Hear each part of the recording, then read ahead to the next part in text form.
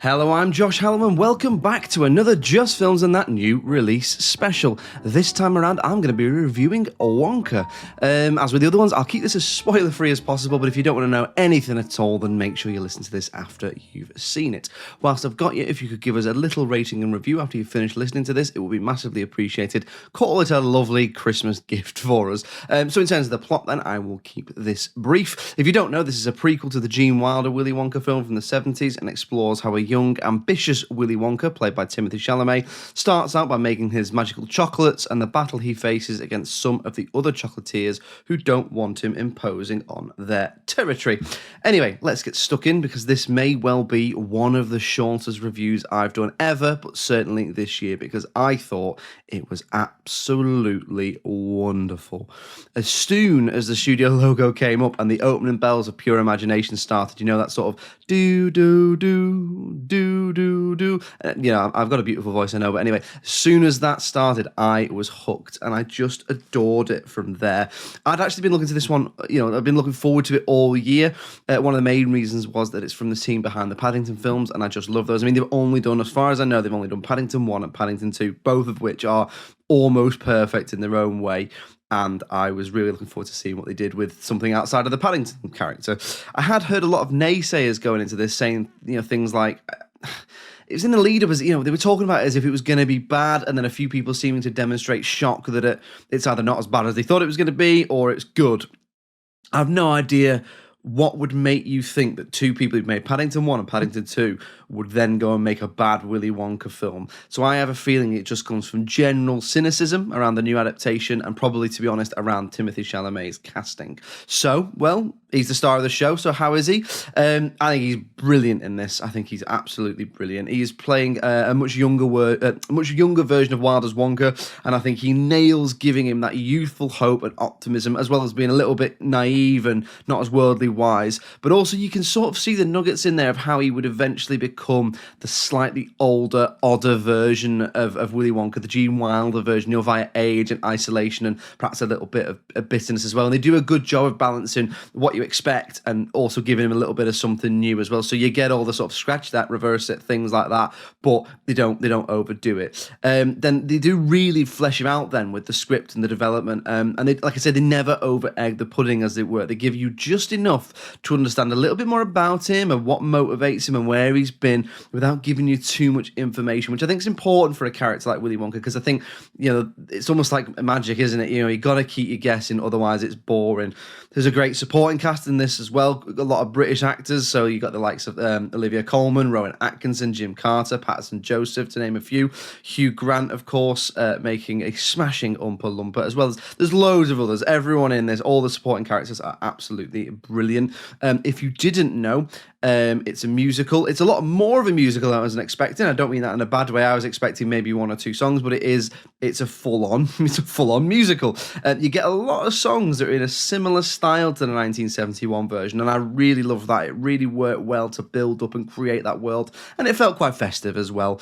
I do want to talk about the script as well, because it's just so bloody charming. It's funny, it's heartwarming, it's heart-wrenching in places as well. I laughed, I cried.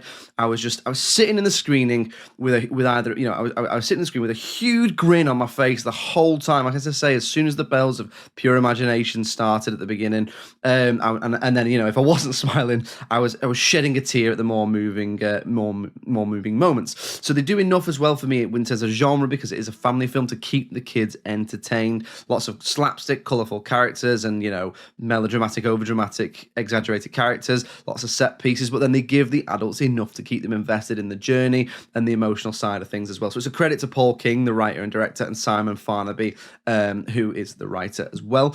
It had that great quality in a family film as well, in that it uses sets and costumes and props to make it feel timeless. So obviously this is linked to the 1971 one, but it could genuinely be set sort of any time in the last 100 years or so. Look, I just loved it. It was absolute movie magic for me, and I think it'll certainly become an instant classic and Christmas classic. If it's not, if it's not everywhere, it's in my house, but for sure. But it certainly deserves to be considered that, for everybody, in my humble opinion. In terms of anything I dislike, I don't normally do this, but I honestly cannot think of a single thing that I didn't like about this film. If it's possible, the only thing I didn't like is that I couldn't pluck the chocolates out of the screen and eat them myself. In the interest of balance, I've been trying to think about what I think people might say, what people might say they didn't like. Not me, but the hard-faced, cold-hearted, slugworth critics of the world. I can only imagine, really, two things that people may say.